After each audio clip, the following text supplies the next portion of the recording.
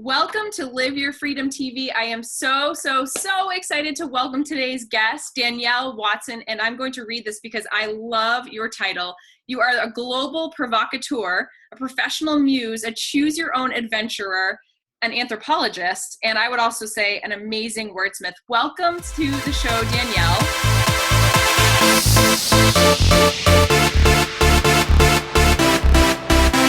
Thank you, Amber.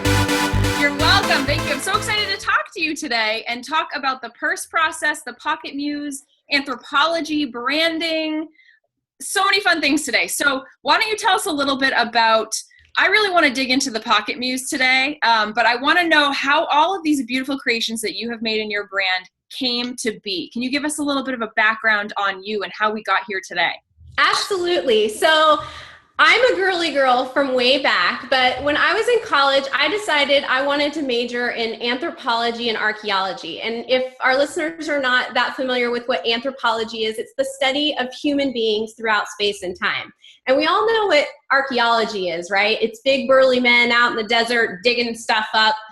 So this was really incongruent that I was this girly girl, but that I was so interested in archaeology and anthropology. But I just knew I needed to be there. I knew there was something about understanding humans in that unique way that I needed to learn. So I went ahead and I went through the process of becoming an anthropologist and archaeologist.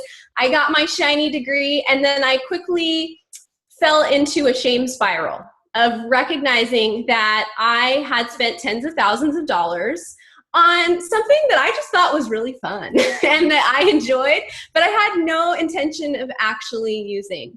So fast forward about 10 years in my life, I had gone into that shame spiral. I hadn't used my degree. I'd gone on and done other things, gone on and done other businesses. And I got to a point in my life where I was like, I'm not loving what I'm doing anymore, and I want to do something else. And in the process of that, I wasn't able to really figure it out on my own. So I had hired somebody to help me. And she was a copywriter. She was going to help me create my website for a business that actually never saw the light of day. But it was so valuable to hire her to help me because in the course of our conversation, she asked me a question that changed the course of my life. And that question was, who is your ideal client and how will you recognize them?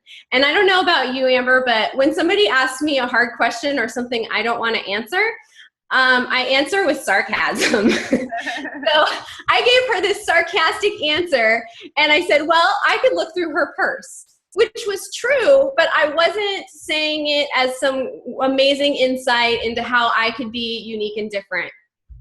And she caught my answer and asked me more about that.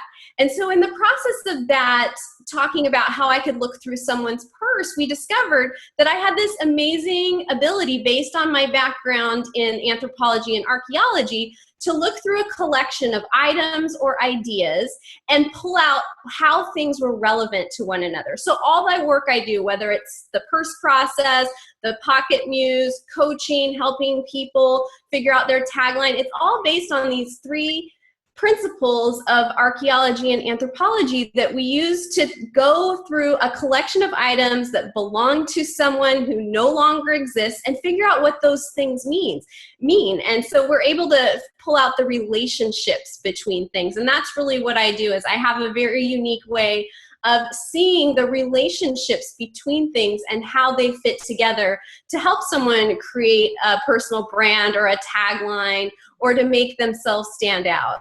Wow. Oh my goodness. I love this for so many reasons. A, because I wish I had you in my pocket. So brilliant that you came up with that name for it. It's so spot on. And also because you are a living example of what I teach around showing up in the world in your truth, using your gifts, which are unique to you, and creating a brand and business with that and doing it in a way that allows you to just fully show up as yourself. Yeah. So powerful. I love it. So, all right. So let's talk. All right. Most of the people here that are watching this show are entrepreneurs, female entrepreneurs predominantly, and a lot of them are in that kind of stuck phase, right? It happens to all of us, of course, but they're stuck and they are just trying to figure out how do they move forward? How do they utilize some of the principles of the work that you do using the archaeology, the anthropology, to implement into their lives, into their businesses? How do they start with that? Well, one of the things I like to do, I sort of already gave a nod to it when I was telling you my story, is look for the things about yourself that you'd rather not have people know. I didn't really want people to know for many years that I had spent tens of thousands of dollars and more than half a decade of time studying anthropology and archaeology because I wasn't using it. And it was embarrassing that I had just followed my own inner call and my own whim to such an extreme degree. I don't really know many people who will just do that because they want to, because they like to. So look for those things about yourself that maybe you wouldn't want people to know about you.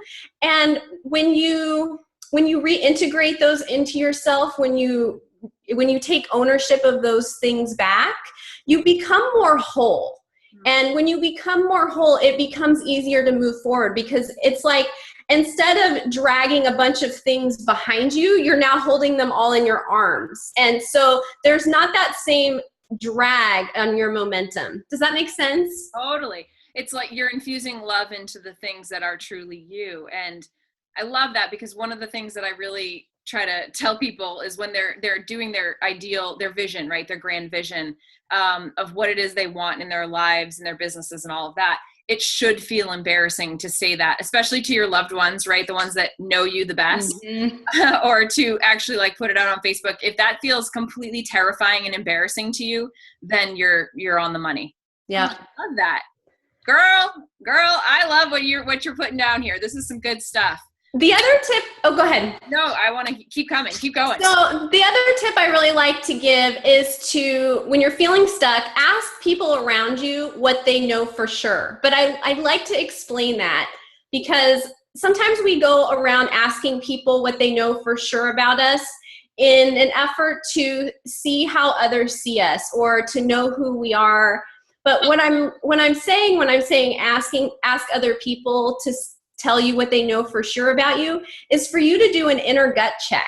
Not because they're going to inform you of who you are, but because when they speak truth about who you already know you are, you're going to feel it. You're going to feel it in your gut. It's going to light you up. So it's not about gathering information. It's more like gathering confirmation of what you already know. Right. I was just going to say, it's like an affirmation. It's funny, when I was going through that exercise at the beginning before I left my corporate career, and I reached out and asked some friends for some descriptive words, if you will, to sort of help me. The words that came up over and over again were the things I was never willing to admit to be true about myself. And they were really beautiful things that it was like, oh. Yeah, you didn't want to admit it, yet it was squirting out of you so much all the time that everybody already knew it anyways. Yes. And so that emboldened me, right? And that emboldens all of us to then move forward on those big dreams and to actually start making them come true. Oh my goodness, I love that. So tell me a little bit about, your process and kind of what is setting your heart on fire these days? What are you super excited about? Well, the thing I'm most excited about is this crazy purse idea landed me a TED Talk. And so I'm giving a TED Talk this fall. I'm super excited about it. In my personal life, the thing that's really exciting me, it's kind of silly, but wild blackberries are growing everywhere right now. So in my spare time, I'm picking wild blackberries. Yes, they're so good. They're so good. And, just last week, I decided to take a little impromptu road trip to go see a friend who was going to be, I live in Northern Virginia, which is near DC, and she was going to be down in North Carolina. And I just got this feeling like I wanted to go and see her. And when we were down there, we visited the Biltmore Estate, which is an amazing brand in itself. And as part of that, we got to go on this wine tasting outing. And it was interesting because I'm interested in wine, and I was looking through the list of wines. And I don't know, Amber, if you're old enough to remember when white Zinfandel was sort of a thing. It was what ladies drank, and it was sort of 80s. And it has a certain image because of the time and place in which it became popular. And so I like to look for branding everywhere and rebranding and those sorts of things. And so in the process of doing this wine tasting, it was fascinating. They had rebranded White Zinfandel as Zinfandel Blanc de Noir, which made it sound more like champagne. It had upscaled it. It gave it a new image. And so, I'm just really excited to see how people are reframing things all over the place, whether it's, a wine or a woman. Oh, I love that. So a couple things just came to mind, things I have to ask. Are you on Periscope? Do you do Periscope? I am so resisting Periscope. It's popping up everywhere, and I'm just like, not one more thing, not one more thing. I know I need to do it, but yeah. What are your thoughts about the sort of psychology behind it and what it means to the whole world of what we do? I think it's a really great tool, and I think that I'm just not ready to do it. But yes, it's a great tool. It's a great way to let people in on your world and where you're at and what you're doing. It's quick. It's not complicated, which is lovely. It's just a matter of integrating, letting people into your world that way, because it's a wonderful tool for letting people know who you really are and what you're about without all the polish. Right. Yeah. And I think that it also sort of revolutionizes in a lot of ways, like the webinar and the trainings and the way that people can get information and content. So yeah, that's a beautiful thing. But it also, I agree with you that it's like, oh God, okay, come up with how we're going to make that work in such a way. It's like, do I really need to wear makeup every day? Yeah. And, for our viewers, you really have to, as you move through your business, decide what are you going to do and what are you going to pass on, because there's always going to be one more thing that somebody's doing or some expert's saying you're supposed to do or you should do or you're missing out. And the truth is that whatever is meant for you is meant for you and is reserved for you. And so you can't miss out on it. And if you miss this boat, there's another boat. It will come. So don't let the need to do it all keep you from moving forward with doing something. And when we get stuck, a lot of times that's what happens, is we're spinning in a circle going, there's 15 things I need to do and we're not doing any of them, rather than just saying, well, you know what, this is the only one I can handle right now because I have something going on in my family life or whatever it is. Right. Just doing something is better than doing nothing because it's overwhelming. Agreed, 100%. It's like, you choose the 2 or 3 platforms you can handle. If it's one platform, do that. But start. I think that's the message. So thank you for solidifying that. That's beautiful. Yeah. What are some of your favorite brands? Oh my gosh, I am a huge Kate Spade fan. I love Kate Spade stuff. I love her phone covers. I love her handbags. I love the colors that she uses. Even if they aren't a match to me always, I just like looking at them. I like being around them. I really like the Nordstrom brand. Even though they carry a lot of the same things as other stores, the way that the layout is in their stores, you just feel so much more relaxed. And I don't know about you, but I used to really like to shop when I was younger. And as I've gotten older, I don't really enjoy shopping so much. And you go into a mall, and if you're an empath at all, it's so overwhelming, all the energy in there. I mean, not only is it designed to overwhelm you so that you just like start buying things sort of like you just eat too much. It's the same idea, but all the energy in there. So you go into a Nordstrom store and they've got the piano playing and it's very spacious and it's no pressure. And I love that. And then, another brand that I really enjoy following is actually TJ Maxx, because they have this cool idea of the Maxxinista, right? They're not trying to say, we're going to give you the cheapest thing. They're saying maximize. And I think that's really cool. And, I grew up shopping at stores like that. And for me, it's not where I want to have to shop, but boy, do I like to go on a treasure hunt there when I have some free time, because you just never know what you're going to find. Yeah, totally. We did a whole restaging of our house with Home Goods, and it's awesome. I mean, this is from Home Goods. I mean, that's really where I get a lot of my stuff. They have some really beautiful things. So yeah, Maxxinista too is a brilliant branding. It's really, really brilliant. I love that. It's so funny because when I was thinking, I was looking through your site and watching a bunch of your interviews about the purse process, and I just got a new Kate Spade handbag at my 1 year for my business, and I was so excited about it. And I was like, Oh man, what's Danielle going to say about this? So I have this brand new pristine bag that I resisted even using. Now I have it and there's like nothing in it because I usually use my daughter's backpack like for all of our stuff when we go. And so I have like 3 things in this bag. And I just thought, I think Danielle would completely rip me apart on this one. And I'm not sure. Well, I'm not in the habit of ripping anybody apart. I'm definitely in the habit of helping people bring awareness. Yeah, So it's the mirror. It's the mirror, right? yeah, it is. It's absolutely the mirror. But when I hear you talking about that, what I see is that you're the kind of woman who, when you want to grow into something, you sort of set a marker for it. And I think that bag is somebody that you're becoming, and you're just not ready to fill it out yet. And that's fine. Yeah. I don't want to, I don't want to scuff it up. I have a 2-year-old. So that's the other thing. It's like, I don't want to damage this thing because it's. Yeah.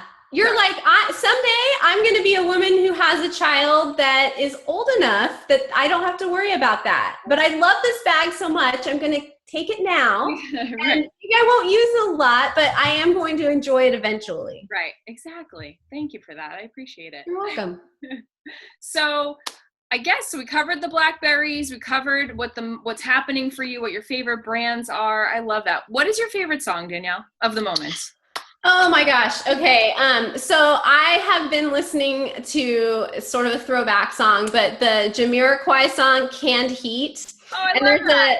There's a line in there that said, I was born to run and built to last. You'll never see my feet because I move so fast. And that is a perfect tagline for me because I'm always innovating. Like I did this purse process thing.